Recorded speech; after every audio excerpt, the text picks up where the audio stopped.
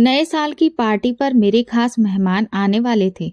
मेरी डॉक्टर पत्नी ने कहा, अपने बीमार पिता को ऊपर छत वाले कमरे में बंद कर देना, क्योंकि तुम्हारे गंवार पिता को हाई सोसाइटी की पार्टी में कैसा व्यवहार करना चाहिए नहीं पता।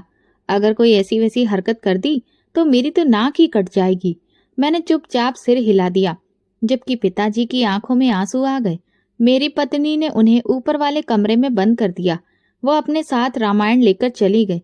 कई घंटे नीचे पार्टी चलती रही और ऊपर मेरे पिता भूखे ठंड में पड़े रहे। रात को जब उन्हें बुलाने गया तो देखा कि पिताजी अब इस दुनिया में नहीं रहे। रामायण खुली हुई थी और हाथ में एक कागज था। मैंने कागज खोला तो मेरी रूह कांप गई, क्योंकि उसमें लिखा था कि राम प्रसाद ने अपने बेटे की पढ़ाई के लिए अपनी भैंस रानी को बेच दिया था और उन्हीं पैसों से अपने बेटे अखिल का एडमिशन शहर के एक बहुत बड़ी यूनिवर्सिटी में करवाया, जहां उसका सपना था कि वो मन लगाकर पढ़ाई करेगा और डॉक्टर बनेगा।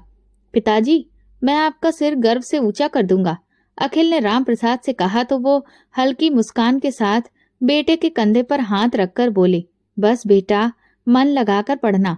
मैंने अपनी पूरी जिंदगी तुम्हारे लिए कुर्बान कर दी है। गांव में अब रानी की जगह खाली थी। आंगन सूना लगता था। जब सुबह दूध नहीं आता तो राम प्रसाद की पत्नी एक गहरी सांस लेकर रह जाती थी, मगर कुछ कहती नहीं थी। राम प्रसाद ने एक दिन पूछा, तुम इतना बुझी बुझी सी क्यों रहती हो? पत्नी ने धीरे से कहा, क्या कहूँ जी, जो तुमने किया वो माँ बाप ही कर सकते हैं। बेटे के सपने बहुत महंगे साबित हुए। राम प्रसाद हंसते हुए बोले, अब बेटे के भविष्य के लिए इतना तो करना ही होगा। लेकिन उस हंसी में एक गहरा दर्द छिपा था। कई दिन गुजर गए। राम प्रसाद की रोज की जिंदगी से वो सुकून गायब हो गया था। वो खेतों में जाते लेकिन लौट आते, मगर दिल में खालीपन साथ होता। बेटे की यूनिवर्सिटी की तस्वीरें, दोस्तों के साथ उसकी सेल्फियां और कभी कभार आने वाली फोन कॉल्स, ये सब एक तरह से राम प्रसाद की कुर्बानी की कीमत थी। एक दिन राम प्रसाद ने पत्नी से कहा, जानती हो, कल खेत में धूप चमकी तो मुझे ऐसा लगा जैसे रानी खड़ी है, मुझे देख रही है। मैंने तो सिर्फ एक जानवर बेचा था, लेकिन मुझे क्या पता था कि मेरा दिल भी उसके साथ चला गया है। पत्नी ने चुपचाप उनका हाथ थाम लिया और कहा, दिल भी आखिर जान से जुड़ा होता है, यूं ही थोड़ी निकलता है। उधर शहर में अखिल अपनी पढ़ाई में व्यस्त था। विश्वविद्यालय के पहले भाषण में उसने कहा, मेरा नाम अखिल है और मेरे पिता एक किसान हैं, जिन्होंने अपने सपनों की बलि दे दी ताकि मैं अपने सपने पूरे कर सकूं। पूरा हॉल तालियों से गूंज उठा, लेकिन अखिल का दिल जानता था कि इन तालियों के पीछे एक खेत, एक प्रिय जानवर की खामोश विदाई छिपी है, एक माँ की चुप्पी और एक पिता की आंखों में छुपा दर्द भी। राम प्रसाद अक्सर बैठकर अखिल की पुरानी किताबें, उसकी यूनिफॉर्म और बैग को देखते। वो बैग से एक पुरानी तस्वीर निकालते जिसमें उनकी भैंस रानी की तस्वीर थी, जो अखिल ने बचपन में बनाई थी। उस पर लिखा था, मेरी रानी, मेरी दोस्त। दिन बीतते रहे लेकिन राम प्रसाद का दिल पहले जैसा नहीं रहा। अब वो समझ चुके थे कि ये सिर्फ शुरुआत है। कुर्बानियों का सिलसिला शुरू हो चुका है। ये तो बस पहला कदम था। अब तक तो कीमत सिर्फ एक जानवर थी। आगे क्या क्या बेचना पड़ेगा, ये सवाल उनके दिल में कहीं गहराई में ठहर गया था, जैसे कोई दर्द जो अभी पूरा नहीं हुआ हो। रात के सन्नाटे में राम प्रसाद की पत्नी चुपके से जागी। चूल्हे के पास बैठकर धीमी सी लौ जलाई। कमरे में हल्की रोशनी फैली तो राम प्रसाद का थका हुआ चेहरा दिखाई देने लगा। वो बैठे थे, हाथों में कुछ कागजात लिए, जिन्हें वो बार बार देख रहे थे, मानो उन पर लिखी रकम उनके मन में हथौड़े के जैसे बज रही हो। ये अखिल के अगले सेमेस्टर की फीस की रसीद थी, जो कि लाखों में लिखी थी, जिसे पिछली बार भैंस बेचकर चुकाई थी। लेकिन उससे तो बस शुरुआत हुई थी। अब ये सपना पूरे वजूद के साथ उनके दरवाजे पर खड़ा था और उसकी भूख बढ़ती जा रही थी। पत्नी ने परेशान होते हुए पूछा, क्या हुआ, क्या फिर से फीस बढ़ा दी गई है? राम प्रसाद ने गर्दन झुकाकर सर हिलाया, जैसे कि उनके अंदर कुछ भी कहने की ताकत ही नहीं बची हो। पत्नी ने एक बार फिर से कहा, अब भला क्या बेचोगे? राम प्रसाद ने कुछ भी नहीं कहा, बस अपनी पुरानी अलमारी की चाबी उठाई और अलमारी खोलकर उसे जमीन के कागज निकाले जो उनके घर की थी। नहीं जी, ये मत करो, ये हमारा घर है, इसे बेच दिया तो फिर हम लोग कहाँ जाएंगे? राम प्रसाद ने शांत आंखों के साथ कहा, अगर ये छत मेरे बेटे के सपने के बीच में आ रही है तो मैं फिर खुशी से इसे भी गिरवी रख दूंगा, पर वो डॉक्टर जरूर बनेगा। बस कुछ और साल की बात है। ये सुनते ही पत्नी खामोश हो गई, जैसे किसी ने उसकी सांसों को रोक दिया हो। इसी घर में उन्होंने अपनी पूरी जवानी गुजारी थी, बच्चे को पाला था, दीवारों पर उनके हाथ के निशान थे, छत पर सर्दियों की धूप और गर्मियों की चांदनी बसी थी। लेकिन अब ये सब किसी सपने की खातिर कुर्बान हो रहा था। कुछ दिनों के बाद राम प्रसाद शहर के बैंक में बैठे थे। सामने कागज रखे हुए थे और माथे पर पसीना था। दिल पर कर्ज का बोझ बहुत भारी हो चुका था। कर्ज बैंक ने स्वीकार कर लिया, घर गिरवी रख दिया गया और पैसों से फीस जमा कर दी गई। अखिल का अगला सेमेस्टर भी शुरू हो गया। अखिल बहुत ज्यादा खुश था। पिताजी, मैं अगली प्रयोगशाला के शोध में शामिल हो रहा हूँ। यहाँ के सीनियर डॉक्टर रजत मुझे पहचानने लगे हैं। मेरा नाम यूनिवर्सिटी के बोर्ड पर भी आएगा। राम प्रसाद ने मुस्कुराकर सुना, लेकिन अंदर ही अंदर घर की हर ईंट की कीमत उन्हें महसूस होने लगी थी। धीरे धीरे महीने गुजरते गए, फीस बढ़ती गई। अब अगली बारी पड़ोस की जमीन की थी। वो जमीन जो राम प्रसाद ने हमेशा अपने भविष्य को सुरक्षित रखने के लिए बचाकर रखी हुई थी, अब वो भी बिकने लगी। एक दिन पत्नी ने कहा, आपने कभी सोचा है, अगर वो डॉक्टर नहीं बन सका तो फिर हम लोग कहाँ जाएंगे? राम प्रसाद ने अपनी पत्नी की बात को काटते हुए कहा, वो डॉक्टर जरूर बनेगा। मुझे भगवान पर और अपने बेटे की मेहनत पर पूरा भरोसा है। अखिल यूनिवर्सिटी में बहुत फेमस हो चुका था। उसके बहुत सारे दोस्त बन गए, कई बार भाषण दिए, तस्वीरें सोशल मीडिया पर आईं। वो एक नए माहौल में खुद को बहुत बड़ा समझने लगा था। एक दिन उसने फोन पर कहा, पिताजी, मेरी मेडिकल एसोसिएशन का प्रोग्राम कोलकाता में है, वहां पर जाना बहुत जरूरी है और रजिस्ट्रेशन के लिए 5,000 चाहिए और साथ में यात्रा का खर्चा अलग से होगा। क्या ये सब आपसे हो पाएगा? राम प्रसाद ने सर झुकाकर कहा, हाँ बेटा, मैं इंतजाम करता हूँ। उन्होंने ये बात तो कह दी थी, लेकिन जेब में केवल 3,000 थे। वो फिर बाजार गए, पुराने बर्तन बेचे, बकरी का बच्चा बेच दिया और बेटे के लिए पैसों को भेज दिया। गांव में लोग बातें करने लगे, राम प्रसाद सब कुछ बेच रहा है, बेटे के सपनों के पीछे पूरी तरह से पागल हो गया है। फिर वो कुछ दुखी होकर कहने लगे, भगवान करे अखिल सच में डॉक्टर बन के ही आए, वरना राम प्रसाद का तो सब कुछ बर्बाद हो जाएगा। पत्नी अब खामोश रहने लगी थी। उनके चेहरे पर अब चिंता पसरी रहती थी। एक शाम राम प्रसाद बैठे हुए थे। हाथ में उनके पुराना लोटा था, जिस पर अखिल ने बचपन में अपना नाम और दिल का निशान बनाया हुआ था। उन्हें वो दिन याद आया जब अखिल ने पहली बार कहा था, पिताजी, मैं बड़ा होकर डॉक्टर बनूंगा और सबकी मदद करूंगा और फिर आपको भी एक बड़ी सी गाड़ी दिलवाऊंगा। राम प्रसाद की आंखें भर आईं। उन्होंने आसमान की तरफ देखा और कहा, हे भगवान, मेरी कुर्बानी को बेकार मत करना। अब वो समय आ चुका था जब आखिरी खेत भी बेचना था। इस बार राम प्रसाद की आवाज भी भर्राई हुई थी। जमीन के कागजों पर हस्ताक्षर करते हुए उनके हाथ कांप रहे थे। पत्नी कमरे में आई और बोली, अब तो समय हो गया है। देखिए, अगर कोई छत बचेगी तो बस वो आसमान की ही होगी। लेकिन राम प्रसाद ने बस इतना कहा, आखिरी सेमेस्टर है, बस एक बार ये भी पूरा हो जाए तो सब ठीक हो जाएगा। जब अखिल को ये पता चला कि पिताजी ने आखिरी बची हुई जमीन भी बेच दी है, तो उसके चेहरे पर एक पल के लिए सन्नाटा पसर गया था। लेकिन फिर उसने खुद को संभाला। पिताजी, मैं आपको निराश नहीं करूंगा।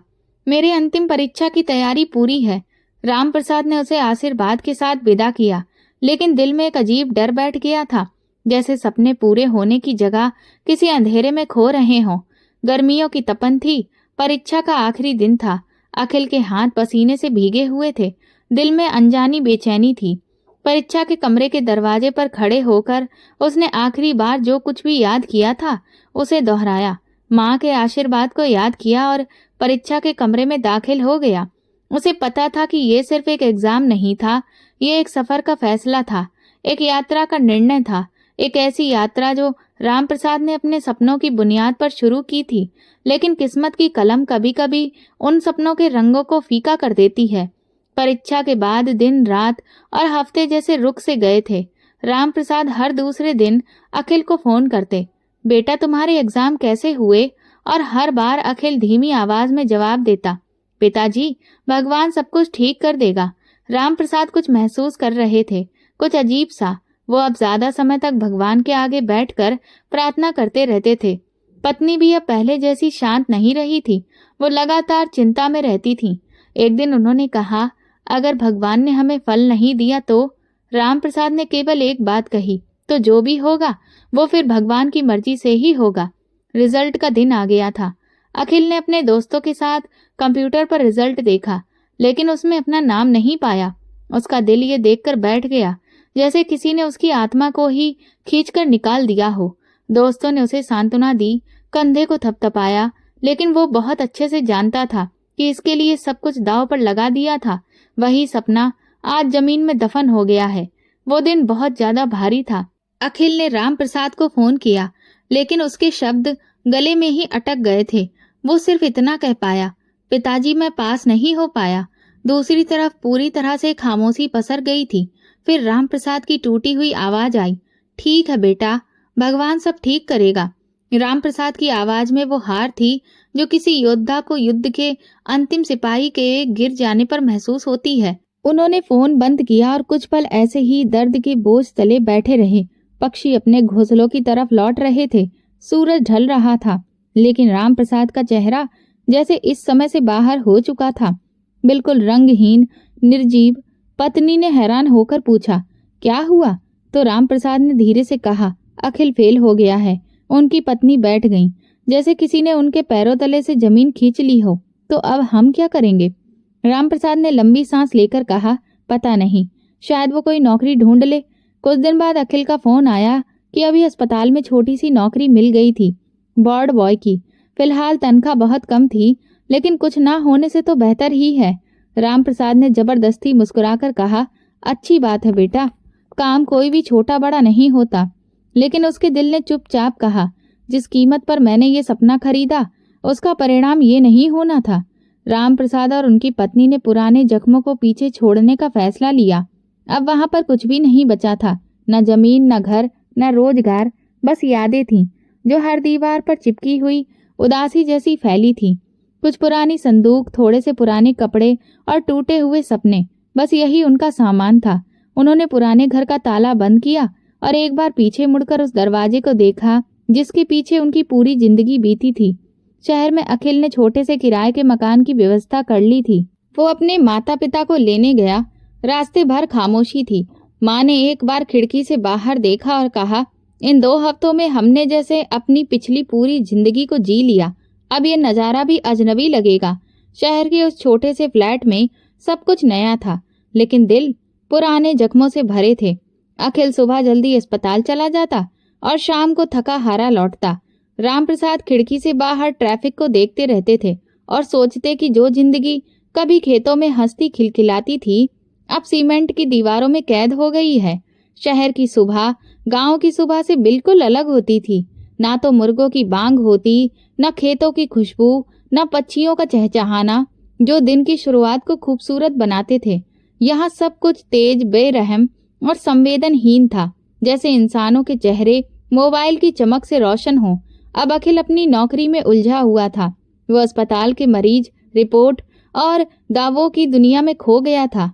अब वो खुद को परिवार के लिए उपयुक्त मानने लगा था और उनके लिए समय निकालना कठिन लगता था। वो कहता, आप लोग आराम करो, मैं शाम को कुछ फल लेकर आ जाऊंगा। लेकिन जब शाम होती तो वो थका हारा खाली हाथ वापस घर लौट आता। एक शाम राम प्रसाद ने पत्नी से छत पर चलने की जिद की। चलो सुशीला, शहर की शाम देखें, शायद कुछ मन बहल जाए। पत्नी ने फीकी हंसी के साथ कहा, यहाँ की शाम में सुकून नहीं है, बस शोर है। गांव की शाम में जब भजन की आवाज गूंजा करती थी तो कितना सुकून मिलता था। यहाँ तो केवल अब गाड़ियों के हॉर्न सुनाई देते हैं। कुछ ही दिनों में उनकी तबीयत बिगड़ने लगी। राम प्रसाद ने अखिल से कहा, बेटा, तुम्हारी माँ की तबीयत ठीक नहीं लग रही है, किसी अच्छे डॉक्टर को दिखा लो। अखिल ने लापरवाही से जवाब दिया, पिताजी मैं खुद अस्पताल में हूँ, दवा भी ले आऊंगा, बस समय पर आप उन्हें खिला दिया करिए। राम प्रसाद कुछ कहना चाहते थे मगर चुप हो गए। उन्हें एहसास था कि इसके लिए उन्होंने सब कुछ बेच डाला। वो बेटा अपनी माँ की आंखों का आंसू तक नहीं देख पा रहा। एक रात बारिश हो रही थी, छत से पानी टपकने लगा। पत्नी की खांसी और बारिश की बूंद की टप टप ने कमरे को एक बड़े ही दुख भरे माहौल में बदल दिया था। राम प्रसाद अपनी पत्नी के सिर पर हाथ फेरते रहे और धीरे धीरे कुछ बड़बड़ाते रहे। सुबह होते होते उनकी पत्नी की सांस धीमी होने लगी थी। वो उनका हाथ पकड़कर कह रहे थे, कुछ भी नहीं होगा तुम्हें। पत्नी ने कहा, प्रार्थना करो, कि भगवान सब ठीक करे, लेकिन शायद भगवान को तो कुछ और ही मंजूर था। सुबह जब सूरज निकला तो राम प्रसाद की पत्नी, जिन्होंने उनके साथ जीवन की तेज धूप झेली थी, अब हमेशा के लिए शांत हो चुकी थीं। उनके चेहरे पर वही सुकून था जो शायद गांव के किसी पुराने कमरे में बचपन के झूले के पास सोते वक्त होता था। रामप्रसाद की आंखों के सामने अंधेरा छा गया। वो खामोशी से शहर की इस भीड़ में अकेले बैठ गए। अब बारिश की बूंदें जमीन पर नहीं, उनके दिल पर गिर रही थीं। अखिल दोपहर तक आया। अपनी माँ की लाश देखकर कुछ देर तक वो चुपचाप खड़ा रहा। फिर औपचारिकता बस आंसू बहा दिए और अंतिम संस्कार के इंतजाम में लग गया। पिताजी, आप बिल्कुल भी फिक्र मत कीजिए, मैं सब कुछ संभाल लूंगा। उन्हें जलाने की प्रक्रिया शांतिपूर्वक पूरी हुई। कोई भी करीबी रिश्तेदार पास में नहीं था, सिर्फ कुछ पड़ोसी और राम प्रसाद की अधूरी प्रार्थनाएं। शमशान में चिता को अग्नि देते समय राम प्रसाद ने अपना सर झुका लिया और बस इतना कहा, अब तुम्हें इस दुनिया की भाग दौड़ और शोरगुल से मुक्ति मिल गई है। अंतिम संस्कार के बाद राम प्रसाद बहुत देर तक वहीं बैठे रहे। उन्हें पत्नी की कही हुई बातें याद आ रही थीं। ये सपने हमें ले डूबेंगे, है ना?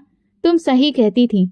और फिर वो पूरी तरह शांत हो गए, जैसे उनके अंदर बोलने की अब शक्ति ही खत्म हो गई हो। अब वो किसी से बहस नहीं करते, किसी से किसी चीज की मांग नहीं करते। बस हर सुबह रामायण का पाठ करते और दिन भर पत्नी की पुरानी साड़ी का आंचल सीने से लगाए घूमते। किसी कोने में चुपचाप बैठे रहते। एक दिन अखिल ने कहा, पिताजी, क्या आप अब गांव वापस जाना चाहेंगे? राम प्रसाद ने एक नजर बेटे की तरफ देखा और कहा, अब वहां क्या है? तुमने तो सब कुछ बेच डाला। अब तो शायद मेरी अस्थियां भी यहीं की गंगा में विसर्जित होंगी। अखिल के चेहरे पर एक पल के लिए शर्म का भाव आया, लेकिन फिर वो अपने मोबाइल में व्यस्त हो गया। शहर की जिंदगी ने राम प्रसाद को भीतर से खोखला कर दिया था। गांव की खुली हवा, मिट्टी की खुशबू, नीम के पेड़ की छांव, ये सब केवल एक सपना बनकर रह गए थे। अब केवल बंद खिड़कियां, घुटनों का दर्द और नींद से खाली रातें बाकी थीं। वो हर रात बिस्तर पर लेटे हुए अपनी पत्नी की तस्वीर को देखते और धीरे से कहते, मैंने सपनों के पीछे सब कुछ दे दिया, लेकिन ये नहीं जाना कि सपने भी कभी सीने में दफन हो सकते हैं। अब वो अपनी जिंदगी के उस मोड़ पर थे जहां ना कोई इच्छा बची थी, ना कोई उम्मीद, सिर्फ खामोशी थी और बेटे के व्यवहार की बेरुखी हर पल घेरे रहती थी। कमरे में सन्नाटा गूंजता था। खिड़की के बाहर की रोशनी भी अंधेरे जैसी लगती और समय केवल दीवार की घड़ी में चलता था, दिल में नहीं। राम प्रसाद दिन भर चुपचाप बैठे रहते और अखिल सुबह अस्पताल और शाम को अपने मोबाइल में व्यस्त हो जाता। बाप बेटे के बीच न कोई झगड़ा था, न अपनापन, बस एक ठंडी दूरी थी। इन्हीं दिनों में अस्पताल में अखिल की मुलाकात डॉक्टर रजनी से हुई। वो उम्र में अखिल से कुछ बड़ी थी, लेकिन पर्सनैलिटी बहुत ही मजबूत, आत्मनिर्भर और प्रभावशाली थी। रजनी एक सेल्फ डिपेंडेंट ऊंचे दर्जे की महिला थी, जो एक बहुत रेपुटेटेड औरत शकुंतला की बेटी थी और अपने स्वभाव में बिल्कुल स्पष्ट। अखिल, जो बार बार अपने जीवन में टूटा था, रजनी की गंभीरता और मजबूत स्वभाव से प्रभावित हुआ। धीरे धीरे दोनों के बीच दोस्ती होने लगी। रजनी को भी अखिल की संजीदगी, उसका खामोश रहना और उसका प्यार से बात करना बहुत अच्छा लगने लगा। एक दिन उसने अखिल से कहा, मेरी माँ चाहती है कि मैं किसी अमीर बिजनेसमैन से शादी कर लूं, लेकिन मेरा दिल कहता है कि तुम्हारे जैसे सच्चे इंसान के साथ जीवन बिताना सबसे अच्छा होगा। अखिल कुछ देर चुप रहा, फिर बोला, मेरे पास ना दौलत है, ना कोई ऊंचा मुकाम, सिर्फ एक बूढ़े पिता हैं जो बीमार रहते हैं, और मैं खुद भी एक अधूरे सपने का टूटा हुआ हिस्सा हूँ। रजनी मुस्कुराकर बोली, तो फिर हम दोनों का मेल अच्छा रहेगा। मैं मजबूत हूँ, तुम सच्चे हो। मेरे घर की दीवारें तो हैं, लेकिन रिश्तों की नींव नहीं थी। कुछ दिनों में रजनी ने खुद अपने माता पिता को तैयार किया और रिश्ता भेजा। राम प्रसाद ने पहले अखिल की बात चुपचाप सुनी, फिर थोड़ी देर सोचकर कहा, बेटा, अगर तुम्हें लगता है कि वो तुम्हारी जिंदगी बेहतर बना सकती है, तो मेरा आशीर्वाद तुम्हारे साथ है। राम प्रसाद को उम्मीद थी कि शायद अब अखिल को एक अपना घर मिलेगा। शायद वो खुद भी उसे तंग मकान से निकलकर किसी बेहतर जगह जा सकेगा। शादी साधारण तरीके से हुई, लेकिन रजनी के घर की चमक धमक, फैशन, महंगे कपड़े और घमंडी नजरों ने राम प्रसाद को भीतर से बहुत ही छोटा और कमजोर महसूस करवाया। शादी के बाद जब राम प्रसाद दुल्हन को विदा होते हुए देख रहे थे तो उनके दिल में एक अजीब सा खालीपन था, जैसे इस शादी में कुछ अधूरा था। कोई भावना, कोई अपनापन, कुछ भी नहीं। शादी के कुछ ही दिनों के बाद अखिल और रजनी ने राम प्रसाद को अपने साथ ही शहर के महंगे इलाके में स्थित घर में रहने के लिए कहा। राम प्रसाद के लिए अब एक अलग छोटा कमरा रखा गया जो मेन गेट के पास था। शुरू शुरू में रजनी का व्यवहार फॉर्मेलिटी से भरा था, लेकिन जल्दी ही उसके व्यवहार में कठोरता और उपेक्षा झलकने लगी थी। एक दिन जब राम प्रसाद सुबह चाय लेने के लिए किचन के पास आए तो रजनी ने झुंझलाकर कहा, अगर चाय बनानी है तो खुद बना लीजिए, मैं यहाँ पर नौकरानी नहीं हूँ। राम प्रसाद ने एक पल उसकी तरफ देखा और फिर धीरे से कहा, बेटी मैं तो सिर्फ पानी लेने आया था। रजनी ने ताना देते हुए कहा, तो फिर बर्तन क्यों छू रहे हैं? इस घर में मुफ्त का खाना नहीं मिलता है। इस वक्त अखिल कमरे से बाहर आ गया और रजनी ने बात पलट दी, लेकिन राम प्रसाद का दिल पहली बार चुपचाप से घायल हो चुका था। कुछ दिन बाद रात के खाने के बाद रजनी ने राम प्रसाद के इस्तेमाल किए गए बर्तन उनके हाथ में पकड़ा दिए और कहा, इन्हें खुद धो दीजिए बाहर। अगर सुबह नौकरानी आई और उसने रात के रखे हुए बर्तन देखे तो वो बहुत ही ज्यादा नाराज हो जाएगी। राम प्रसाद ने अखिल की ओर देखा, लेकिन फिर चुपचाप बाहर जाकर बर्तन धोने लगे। ठंडी रात थी, हवा भी ठंडी थी। वो बर्तन धोते रहे, उनके कपड़े भीग गए और हाथ कांपने लगे, पर दिल की ठंडक शरीर की ठंडक से कहीं ज्यादा थी। जब वो हाथ पोंछकर अपने कमरे की तरफ लौटे तो एक प्लेट हाथ से गिरकर टूट गई। रजनी दौड़ती हुई आई और बोली, ये प्लेट मेरे डिनर सेट की थी और बहुत महंगी थी। तुम लोगों को कीमती चीजों की कोई कदर ही नहीं होती है। राम प्रसाद चुप रहे, लेकिन अखिल ने झल्लाकर कहा, पिताजी आपसे मैंने कहा था ना कि बर्तनों का ध्यान से संभाल कर करिए, हर चीज आप खराब कर देते हैं। राम प्रसाद ने पहली बार कुछ नहीं कहा, न सफाई दी, बस चुपचाप अपने बिस्तर पर बैठ गए, सर झुकाए, जैसे अपने अंदर कुछ दफन कर रहे हों। रात को वो बहुत देर तक जागते रहे। उन्हें अपनी पत्नी की पुरानी साड़ी को आंखों से लगाया और पहली बार बेटे की आवाज में अपने लिए दूरियां महसूस की। मैंने सब कुछ तुम्हें दिया बेटा, खुद से ज्यादा तुम्हें चाहा, लेकिन आज तुम्हारे घर में मैं एक अजनबी हूँ। अखिल जो कभी अपनी माँ के सामने नरम दिल था, अब रजनी के असर में आकर बहुत ही सख्त मिजाज होता जा रहा था। प्यार, अपनापन तो अब उसके लिए बोझ बन रहा था। वो दिल से बाप का सम्मान करता था, लेकिन उसकी जुबान कुछ और कहने लगी थी। घर वही था, दीवारें वही थी, दरवाजे भी वही थे, लेकिन राम प्रसाद के लिए बाहर दरवाजा बंद हो चुका था, सिवाय उसके कमरे के। जैसे रजनी ने कह दिया हो ये आपका कमरा है और बाकी घर से अलग कर दिया था। एक समय था जब राम प्रसाद की उपस्थिति घर में बरकत समझी जाती थी, लेकिन अब वही अस्तित्व एक अनचाहा बोझ बन चुका था। अखिल सुबह जल्दी काम पर निकल जाता और रजनी अब खुलकर अपने असली रंग दिखाने लगी थी। वो अब किसी भी दया या लिहाज या आश्रय को मानने वाली नहीं थी। राम प्रसाद की चुप्पी को उसने उनकी कमजोरी समझ लिया था और रोज इस कमजोरी का कोई न कोई नया फायदा उठाती थी। एक दिन रजनी ने घर में नई अलमारी लगवाने का फैसला लिया। कारीगर आए और पूरे घर का सामान इधर उधर होने लगा। राम प्रसाद का पुराना बिस्तर, उनकी कुछ किताबें और उनकी पत्नी की यादों से भरा एक छोटा सा संदूक भी कमरे से बाहर निकाल दिया गया। राम प्रसाद आंगन में बैठे चुपचाप ये सब कुछ देख रहे थे। कारीगर वो संदूक घसीट रहे थे जिसमें उनकी पत्नी के लिखे पत्र, शादी की तस्वीरें और अखिल के बचपन की तस्वीरें सुरक्षित थीं। बेटा वो संदूक जरा धीरे से रखना, राम प्रसाद ने कहा, लेकिन रजनी तेजी से आगे बढ़ी और बोली, अंकल ये सब पुराना और बेकार का सामान है। अगर आपको ये इतना ही प्यारा है तो फिर इसे अपने कमरे में उठाकर रख लीजिए, लेकिन मेरे बैठक में ये बदबूदार चीजें नहीं रखी जाएंगी। राम प्रसाद ने चुपचाप वो संदूक अपने कमरे में घसीटा और फिर एक कोने में रख दिया। वो चुपचाप थे, लेकिन भीतर एक कसक थी, जैसे कि किसी ने यादों को धूल में मिला दिया हो। अगले दिन की पीड़ा कुछ और ही थी। रजनी ने एक महंगी नस्ल का पालतू कुत्ता पाल लिया जिसे वो अपने बच्चों के जैसा मानती थी। ये हमारे परिवार का नया सदस्य है, रजनी ने बड़े ही गर्व से कहा। वो कुत्ता पूरे घर में खुलेआम आराम से घूमता था, लेकिन जैसे ही राम प्रसाद के कमरे के पास आता तो भौंकने लगता। रजनी मजाक उड़ाते हुए कहती, अंकल, मेरा डॉगी आपको देखकर डर जाता है। शायद आपकी शक्ल से उसे कोई पुरानी लड़ाई याद आ जाती है। एक दिन जब राम प्रसाद व्रत के लिए नहाने जा रहे थे तो वही कुत्ता उनके पैरों में उलझ गया। राम प्रसाद लड़खड़ाकर जमीन पर गिर पड़े। उनके हाथ से खून निकल आया। रजनी दौड़ती हुई आई, लेकिन राम प्रसाद की तरफ नहीं, सीधे अपने कुत्ते के पास। मेरे बेटे, तुम्हें चोट तो नहीं आई? फिर वो राम प्रसाद की ओर मुड़ी और बोली, अंकल, आप देखकर नहीं चल सकते? अगर मेरे कुत्ते को अभी कुछ हो जाता तो? राम प्रसाद ने जख्मी हाथ देखा, फिर कुत्ते को और फिर रजनी को।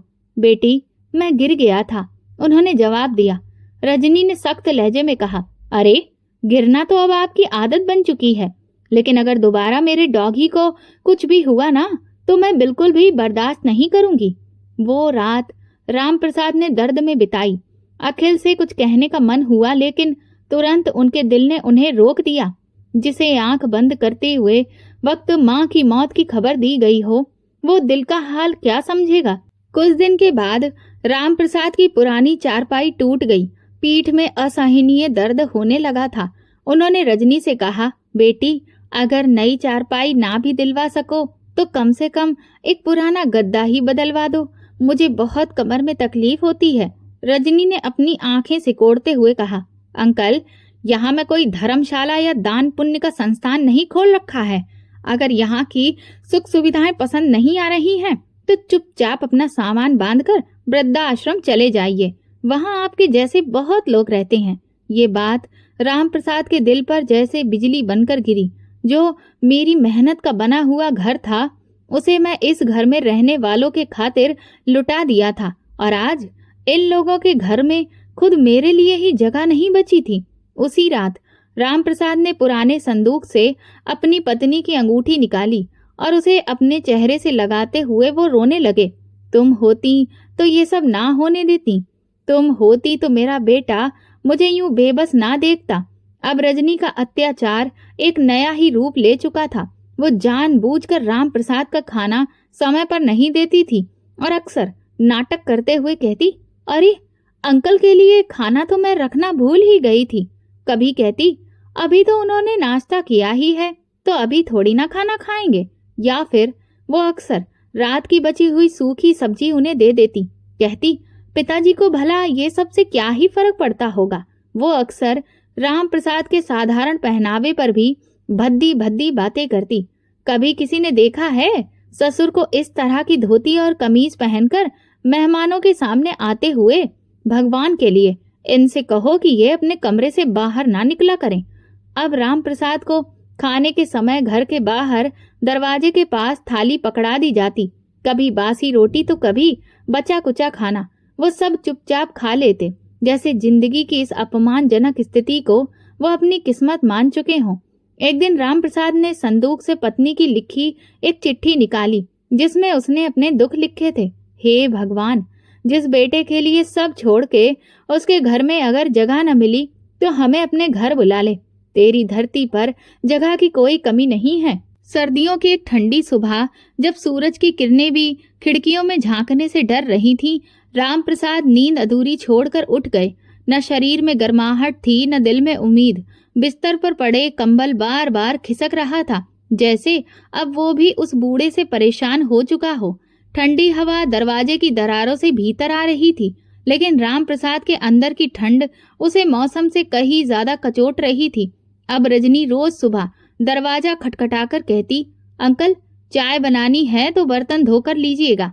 एक जमाना था जब राम प्रसाद खेतों में सारा दिन मेहनत करता था और शाम को चूल्हे के पास बैठता था तो उसकी पत्नी चुपचाप चाय बना लेती थी और दोनों साथ में बैठते थे। अब वो सब यादें अतीत की छाया बनकर रह गई हैं।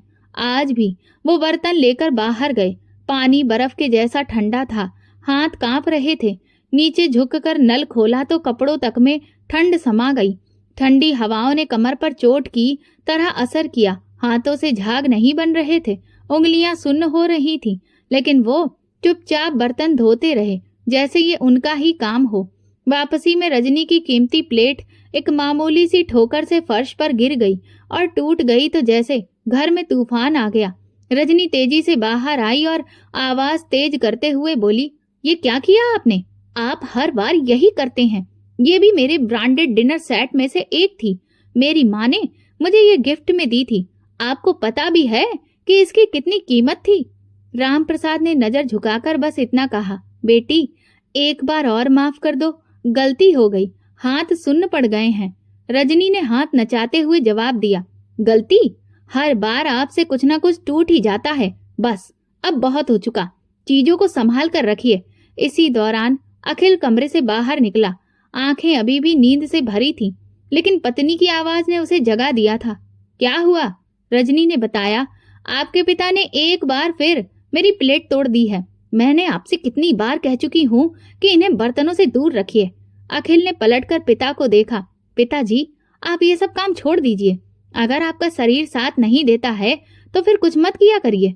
मुझे हर बार शर्मिंदा होना पड़ता है। राम प्रसाद ने कुछ भी नहीं कहा, बस अपनी भीगी आंखें झुकाए धीरे धीरे कमरे की तरफ वापस चले गए। कमरे में आकर दरवाजा बंद किया और खुद को दीवार से लगाकर नीचे बैठ गए। आंखों से आंसू बहने लगे, वो आंसू जो सालों की कुर्बानियों का प्रतिफल नहीं पा सके, वो दर्द जो शब्दों में नहीं ढलता। बेटा, मैंने तुम्हारे लिए सब कुछ बलिदान कर दिया था। वो धीरे से बड़बड़ाए। जमीन बेच दी, घर छोड़ दिया, पत्नी भी छोड़कर चली गई, लेकिन आज ये सब कुछ सुनना पड़ रहा है कि मेरे हाथ कांपते हैं। उनकी सिसकियां धीरे धीरे तेज होती गईं, लेकिन उस घर की दीवारें अब उनकी सिसकियों की आदी हो चुकी थीं। वो चुपचाप पत्नी की साड़ी को सीने से लगाकर लेट गए, जैसे माँ की गोद की तलाश में हो। अगले दिन जब राम प्रसाद शाम को घर आए, रजनी ने शिकायतों की लिस्ट फिर से दोहरानी शुरू कर दी। मैं अंकल से कहती हूँ अपने कपड़े अलग रखा करें, लेकिन वो सारा कमरा गंदा कर देते हैं। अगर अचानक कोई मेहमान आ जाए तो क्या होगा? अखिल ने सर हिलाया। मैं उन्हें समझाऊंगा, तुम चिंता मत करो। रात के खाने के बाद अखिल अकेले राम प्रसाद के कमरे में आया और कहा, पिताजी, रजनी जो कहती है वो गलत नहीं है। आप अपना ख्याल नहीं रखते हैं। कम से कम थोड़ा कायदे से रहा करिए। ये शहर है, कोई गांव नहीं है। राम प्रसाद ने मुस्कुराकर उसकी ओर देखा। ये वो मुस्कान थी जिसमें पीड़ा छुपी हुई थी। बेटा, मैं तो अब सिर्फ इस वक्त का यात्री हूँ। तुम्हारे साथ हूँ, लेकिन तुम्हारे जैसा नहीं। अगर मेरी मौजूदगी तुम्हें बोझ लगती है तो कह देना, मैं कहीं और चला जाऊंगा। अखिल को बहुत शर्मिंदगी हुई, लेकिन तभी रजनी की आवाज आई, किचन की लाइट बंद कर देना, अंकल शायद फिर ना आ जाएं। शर्म, मोहब्बत और थकान तीनों ने अखिल को चुप करवा दिया। राम प्रसाद के लिए अब हर दिन एक जैसा हो गया था। सुबह आंगन में धूप में बैठना, शाम को कोने में छाया के साथ और रात पत्नी की यादों के साथ सोना। कभी कभी वो प्रार्थना करते, भगवान, अगर इस दुनिया में मेरी कोई जगह नहीं रही तो अपनी मिट्टी में ही थोड़ी सी जगह दे देना। एक दिन एक दोस्त घर आया। सबके साथ रात के खाने पर रजनी ने खास इंतजाम किया, लेकिन राम प्रसाद का जिक्र तक नहीं किया गया। जब वो दोस्त किचन की तरफ गया और राम प्रसाद को आंगन में बैठे देखा तो हैरान हो गया। ये बुजुर्ग कौन है? रजनी ने कहा, अरे ये मेरे ससुर हैं, ये यहीं रहते हैं, बस बहुत साधारण हैं। राम प्रसाद ने खुद से कहा, हाँ, मैं साधारण ही हूँ, क्योंकि साधारण ही वो चीज है जो किसी को सम्मान देती है और किसी से छीन भी लेती है। उस रात राम प्रसाद बहुत रोए। वो रोना जिसमें सिर्फ दुख नहीं था, बल्कि पूरी हताशा बसी थी। मैंने रिश्तों को अनमोल समझा, इसलिए सब कुछ बलिदान कर दिया, लेकिन आज रिश्तों की कीमत रुपयों में तोली जाती है। वो सुबह की हवा अब तक सुकून नहीं देती थी जो कभी गांव के खेतों में महसूस होती थी। नीम की छांव, पत्नी की आवाज और कच्ची मिट्टी की महक। अब शहर की सुबह में सिर्फ सन्नाटा और बेरुखी थी। राम प्रसाद उस घर में किसी बड़े बुजुर्ग की तरह नहीं, बल्कि एक बोझ की तरह रहने लगे थे। एक ऐसा बोझ जिसे ना कोई गले लगा सकता था, ना दिल में जगह दे सकता था। वो कमरे के कोने में बैठे रहते, कभी दरवाजे के पास, कभी आंगन की उस बेंच पर जहां रजनी ने उनके लिए एक स्थायी जगह तय करके रख दी थी। ये अंकल का कोना है, वो मेहमानों से हंसते हुए कहती। हमने उन्हें बाहर की हवा के लिए यहाँ पर रखा है, लेकिन राम प्रसाद जानता था ये उसका खाने का कोना है। वो कोना जहाँ अब सिर्फ बासी रोटी, बची हुई सब्जी और ठंडा पानी मिलता है। एक दिन दोपहर को जब रजनी ने बची हुई रोटी सब्जी लाकर राम प्रसाद के सामने रखी तो वो बस चुपचाप थाली को देखते रहे।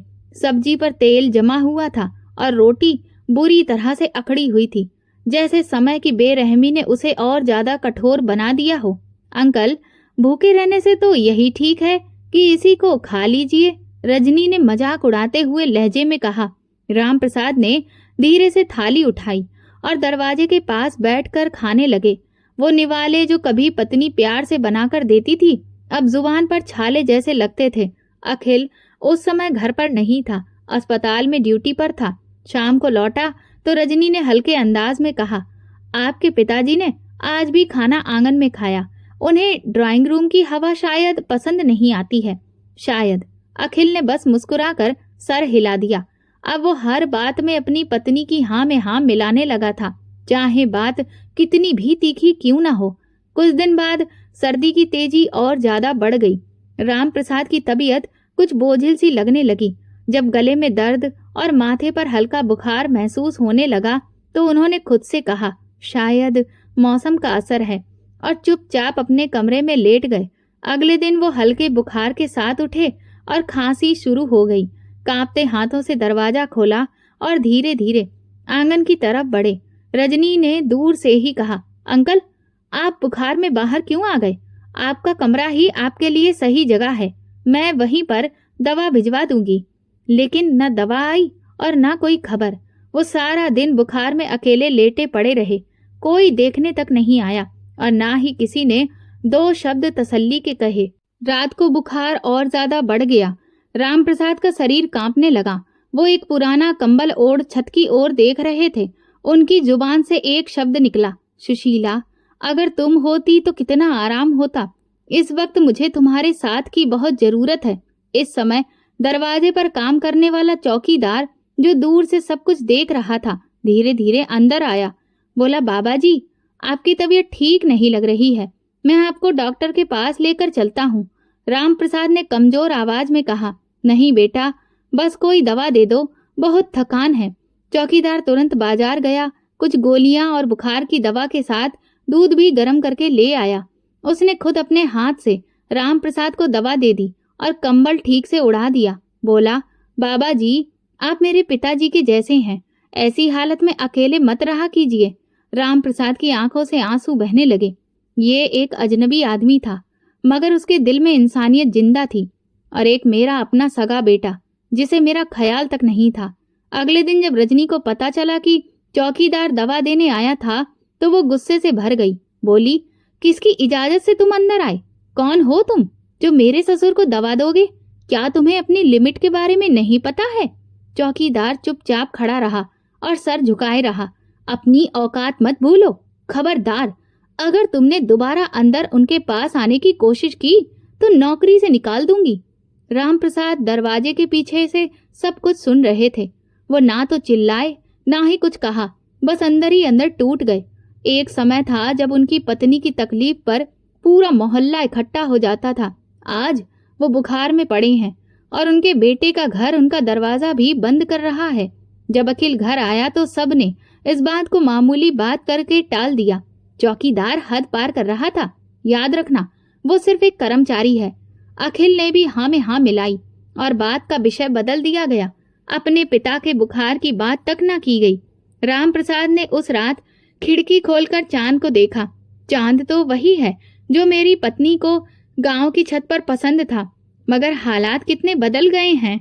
उसने पुराना रूमाल निकाला जिसमें उसकी पत्नी ने हल्दी और कुमकुम से उसका नाम लिखा था। वो रूमाल अभी भी उसमें उसकी पत्नी के प्यार की महक को समेटे हुए था। उसने उसे अपनी आंखों से लगाया और धीरे स्वर में बोले, अब कोई और दवा नहीं चाहिए, अब बस तुम्हारा प्यार याद आता है जब किसी मंत्र या दवा से नहीं मिलता। वक्त का काम तो गुजर जाना है, लेकिन कुछ जगह ऐसी होती हैं जो समय के साथ नहीं भरती, बल्कि हर बीते पल में उनमें नमक भर जाता है। राम प्रसाद के लिए भी वक्त बीत रहा था, लेकिन ऐसा वक्त जिसमें ना मुस्कुराहट थी ना ही किसी खुशी की झलक थी, बस खामोशी और अकेलापन था। वो पीड़ा, वो अधूरी उम्मीदें हर दिन के साथ बढ़ती जा रही थी। 5 साल बीत चुके थे लेकिन राम प्रसाद के दिल की हालत वैसे के वैसी ही थी। अब वो बहुत कम बोलते, अक्सर किसी कोने में बैठे रहते या रामायण पढ़ते रहते। उनकी दुनिया बदल गई थी, लेकिन उनका दिल वहीं अटका हुआ था जहां उन्होंने सब कुछ बलिदान कर दिया था। अपने बेटे की खुशियों और सपनों के लिए इन्हीं सालों में अखिल और रजनी को एक बेटा हुआ। उसे घर में हंसी खुशी की गूंज सुनाई दी, लेकिन उन हंसी के पलों में उसे बूढ़े बाप के लिए कोई जगह नहीं थी। बच्चे के जन्म वाले दिन राम प्रसाद दरवाजे के पास बैठे रहे। न किसी ने आकर उन्हें खुशखबरी दी, न मिठाई दी, न बधाई दी। जब अस्पताल से वापसी हुई तो राम प्रसाद दूर से झांकते रहे कि शायद कोई उन्हें बच्चा दिखा दे, लेकिन रजनी ने बच्चे को छुपा कर रखा। रजनी ने अपने नौकर को हिदायत दी कि गांव वाले जो होते हैं इन्हें तमीज नहीं होती है, ये जरा जरा सी बातें फैला देते हैं और ये गंदे भी रहते हैं, इसीलिए इन्हें मेरे बच्चे के पास नहीं जाने देना। रजनी ने अखिल से भी यही बात कही तो उसने उदासी से सिर हिला दिया। शायद उसे भीतर से कुछ महसूस हुआ, लेकिन जुबान बंद रही। पत्नी की मर्जी उसकी आंखों का आदेश बन चुकी थी। रामप्रसाद ने कभी बच्चे को गोद में लेने की जिद भी नहीं की और ना ही उसे छूने की कोशिश की। बस रात को प्रार्थना करते, भगवान, जो चेहरा दुनिया नहीं दिखा रही वो मुझे सपने में दिखा दे, ताकि मैं जान सकूं कि मेरी संतान की संतान कैसी दिखती है। समय बीत गया। रामप्रसाद अब इतने कमजोर हो चुके थे कि चलते समय उन्हें दीवार का सहारा लेना पड़ता था। उनकी कमर झुक गई थी। अब वो न रफ्तार में थे न ताकत में, मगर मन में बस एक ही प्रार्थना हमेशा रहती थी, हे भगवान, जब भी मेरा समय आए मुझे प्रार्थना में ही अपने पास बुला लेना। एक दिन घर में दावत का आयोजन किया गया। पूरे परिवार के सदस्य आने वाले थे। सभी लोग सजावट और तैयारी में बहुत व्यस्त थे। रजनी ने सुबह से ही सारे मैनेजमेंट को देखना शुरू कर दिया था, मगर उसने सबसे पहले राम प्रसाद को छत वाले कमरे में भेज दिया। अंकल, आज आप ऊपर ही रहेंगे, नीचे मेहमान आ रहे हैं। अगर कोई अनजान बुजुर्ग दिखेगा तो लोग क्या सोचेंगे। राम प्रसाद ने चुप्पी साध ली, अपने हाथ में रामायण ली और छत की ओर चले गए।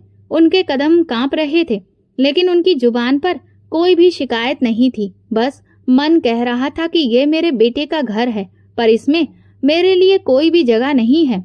ऊपर छोटे से कमरे में पहुंचकर उन्होंने रामायण पढ़ने के लिए चटाई बिछाई और बैठ गए। नीचे से रिश्तेदारों की बातें, हंसने की और पकवानों की महक आ रही थी। सब कुछ जैसे एक बेहतरीन त्योहार जैसा लग रहा था, लेकिन राम प्रसाद का जीवन अब केवल एक वीराने में सिमट गया था। दोपहर के बाद की आरती के समय उन्होंने अपने छोटे से मंदिर में दिया जलाया। हाथ जोड़कर शांत भाव से बैठकर आंखें बंद कर ली।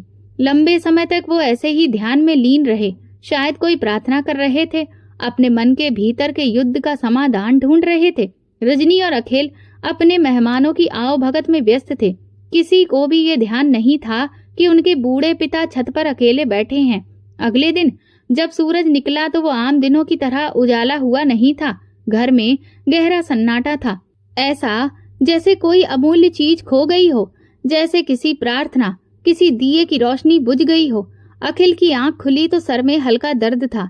देर रात तक मेहमानों की मेजबानी, बातचीत और तारीफों की गूंज रह रहकर याद आ रही थी। रजनी किचन में नाश्ते की तैयारी में लगी थी, लेकिन दोनों में से किसी ने भी छत पर मौजूद अपने बूढ़े पिता की सुध लेने की हिम्मत नहीं उठाई। नौकर ने धीरे से पूछा, साहब कहाँ हैं? रजनी ने लापरवाही से कहा, वहीं होंगे, भूख लगेगी तो खुद ही नीचे आ जाएंगे। लेकिन दरवाजा नहीं खुला। दोपहर होने को आई, सूरज की किरणें छत पर चमक रही थी और अचानक अखिल को याद आया कि पिताजी कहाँ हैं। कल से उन्होंने शायद कुछ खाया भी नहीं था। वो सीढ़ियां चढ़कर छत पर पहुंचा। कमरे का दरवाजा खोला तो देखा कमरे में हल्की रोशनी चल रही थी। राम प्रसाद अपनी चटाई पर झुके हुए थे, बिल्कुल शांत। पिताजी, अखिल ने धीरे से पुकारा, मगर कोई उत्तर नहीं मिला। उसने आगे बढ़कर उनके कंधे को छुआ। राम प्रसाद अब इस दुनिया की उपेक्षा, अकेलेपन और उपेक्षा से मुक्त हो चुके थे। वो उसी चटाई पर थे जिस पर सालों तक उन्होंने भगवान से प्रार्थना की थी, और वही अब उनकी अंतिम मुस्कान बन गई थी। आंखों के सामने अंधेरा छा गया, सीने में दिल धड़कना भूल गया। वो फर्श पर बैठ गया। एक पल को जैसे सब कुछ रुक गया। रजनी ऊपर आई। उसके चेहरे पर कोई भी दुख नहीं था, बस हल्की सी हैरानी, फिर उसने धीरे से कहा, भगवान उनकी आत्मा को शांति दे। अच्छा हुआ शांति से चले गए। वो नीचे उतरते हुए गुनगुनाई, आखिरकार एक बोझ कम हुआ। अखिल ने कुछ नहीं कहा, बस सर झुकाकर छत से नीचे उतर आया। अंतिम संस्कार की जिम्मेदारी पड़ोसी और चौकीदार ने संभाली। न कोई आंख नम हुई, न कोई शोक सभा, न कोई सच्चे दिल से की गई प्रार्थना। अंतिम संस्कार की तैयारी छोटी थी, लेकिन राम प्रसाद के कारण भगवान के पास आकाश में दर्ज हो चुके थे। उसी वक्त घर में फिर एक गहरी खामोशी छाई थी कि अचानक वो बच्चा जो रात तक माँ की गोद में खेल रहा था, अचानक अपना सर पकड़कर जोर से चिल्लाने लगा, मम्मी बहुत तेज दर्द हो रहा है। रजनी घबरा गई। अखिल घबराकर आगे बढ़ा, क्या हुआ बेटा, कहाँ दर्द है? बच्चा तड़प रहा था। वे दोनों उसे लेकर अस्पताल पहुंचे। डॉक्टर ने चेकअप किया और गंभीर चेहरे के साथ कहा, बच्चे को तुरंत ही इमरजेंसी मेडिकल रूम में लेकर आइए। इसके सर में कोई भयंकर संक्रमण है और हालत बहुत ज्यादा बिगड़ चुकी है। हमें कुछ और टेस्ट करने होंगे। अखिल और रजनी अब वहीं खड़े रह गए। 2 दिन पहले जो बच्चा हंसी खुशी खेल रहा था, आज जीवन और मौत की लड़ाई लड़ रहा था। कुछ घंटे के बाद डॉक्टर इमरजेंसी रूम से बाहर आया और बस इतना कहा, हमने पूरी कोशिश की थी, लेकिन आपका बच्चा भी दुनिया में नहीं रहा। ये सुनते ही अखिल के पैरों तले से जमीन खिसक गई। रजनी वहीं जमीन पर बैठकर चीख पड़ी, ये क्या हो गया, हमारा बेटा? अखिल दीवार का सहारा लेकर खड़ा रहा, आंखों से आंसू बहते रहे। डॉक्टर ने बताया, आपके बेटे के सर में ट्यूमर था जो अपनी आखिरी स्टेज पर पहुंच चुका था और जिसकी वजह से आपका बेटा इस दुनिया को छोड़कर चला गया। अखिल फूट फूट कर रो रहा था, लेकिन दिल के अंदर कोई अनजाना डर गूंज रहा था, जैसे ब्रह्मांड के किसी कोने से कोई पुकार आ रही हो। जिस पिता की मौत पर उसकी आंखें नम नहीं हुई थीं, अब उसी के पोते को कंधे पर लेकर जाना पड़ा। शमशान में अब 2 लाशें रखी हुई थीं, एक राम प्रसाद की और एक अखिल के बेटे की। दादा और पोता, जिन्हें जीवन ने कभी एक दूजे से जोड़ा नहीं, लेकिन मौत ने उन्हें एक ही अंतिम रास्ते पर मिलाकर एक कर दिया था। अखिल अपने पिता की चिता के पास जमीन पर बैठा फूट फूट कर रो रहा था, पिताजी, मैंने आपसे सब कुछ छीन लिया, समय, सम्मान, प्रेम, और बदले में भगवान ने मुझसे मेरा सुख, मेरा बेटा छीन लिया। ये आपकी बद्दुआ नहीं थी, ये मेरे कर्मों का फल था। पीछे रजनी खड़ी थी, आंसू बहते हुए भी वो पूरी तरह शांति में थी। उसके भीतर एक ऐसी आग जल रही थी जो केवल रिश्तों की बेइज्जती और अनदेखी पर मिलती है, एक ऐसी सजा जो अब हर दिन उसे अंदर ही अंदर भस्म करती रहेगी। शमशान की हवा भारी थी, सन्नाटा इतना गहरा था जैसे हवा ने भी सांस लेना छोड़ दिया हो। हल्की हल्की लकड़ियां दोनों तरफ डाली जा रही थी। एक राम प्रसाद की चिता थी जिसने जीवन भर त्याग किया, और दूसरी उस पोते को दफनाया जाने वाला गट्टा जिसमें मासूम हंसी हंसने वाले बेटे को जमीन में दफनाया जाएगा। अब उसकी मासूम हंसी कभी भी सुनाई नहीं देगी। 2 पीढ़ियां जो जीवन में एक दूसरे को छू भी ना सकी, आज इस मिट्टी में मिल जाएंगी। अखिल चिता के किनारे बैठा था, चेहरे को दोनों हाथों में छुपाकर लगातार रोता रहा। वही इंसान जो कभी चुपचाप बर्तन धोता रहा और कुछ ना बोला, आज अपनी आवाज ही खो बैठा था। उसे लग रहा था जैसे दुनिया की हर किरण, हर कण उसे दोष दे रहा हो, हर मिट्टी का कण जैसे उसे पुकार रहा हो। तुमने एक पिता को अकेला छोड़ एक पोते को दादा के प्यार से वंचित किया। पास खड़ी रजनी चुप थी, उसके चेहरे पर अब वो कठोरता नहीं थी जो पहले हुआ करती थी। बच्चे की मौत ने उसकी आंखों से चमक और दिल से शांति छीन ली थी। अब वो समझ चुकी थी कि जिस पिता को उसने नौकर समझा, वही वास्तव में भगवान का आशीर्वाद थे, और उन्हें खोकर वो अब एक बहुत बड़े दंड में पड़ चुकी थी। अखिल ने कांपते हाथों से राम प्रसाद की राख पर हाथ रखा और धीरे से कहा, पिताजी, काश समय रहते समझ पाता, काश आपके सिर पर कभी प्यार से हाथ रख पाता, काश मैं आपको अपने शब्दों से अकेला ना छोड़ता। आंखों से बहते आंसू रुकने का नाम नहीं ले रहे थे। उसने अपने बेटे की ओर देखा जो अब जमीन में गहरी नींद सो रहा था, और बेसुध सा बोला, ये मेरा ही फैसला था पिताजी। बेटे के लिए आपकी ममता न समझ पाया, ईश्वर ने वही बेटा मुझसे छीन लिया। कुछ देर बाद लोग वहां से चले गए, बस अंतिम विदाई रह गई, और एक व्यक्ति जो बीच में बैठा अपने कर्मों का लेखा जोखा कर रहा था। महीने साल बीतते गए, लेकिन अखिल का मन वहीं ठहर गया। उस पल में जब उसने अपने पिता को आखिरी बार उस चटाई पर अंतिम सांस लेते छोड़ा था। अब वो अक्सर शमशान आता, दोनों की मिट्टी के बीच बैठता, गीता का पाठ करता, आंखें बंद करता और सिर्फ एक प्रार्थना करता, भगवान जो कमी मुझसे रह गई उसे मेरे आंसुओं से माफ कर देना।